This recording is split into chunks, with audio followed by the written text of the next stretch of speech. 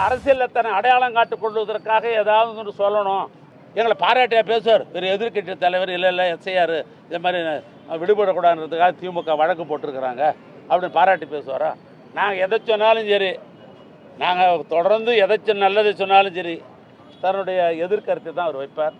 ஏன்னா தன்னை அடையாளம் காட்டிக் கொள்வதற்காக அந்த விஷயத்தில் காட்டியிருக்கிறார். அதை விட என்னென்னா, அது என்ன, இந்தியாவில் இருக்கிற எல்லாமே எஸ்ஐஆரை பொறுத்தளவுக்கு தன்னுடைய கருத்தை சொல்லுகிற பொழுது யாரும் எதிர்த்தான் கருத்தை சொன்னாங்க. இவர் மட்டும் ஆதரித்து கருத்து சொல்கிறார்.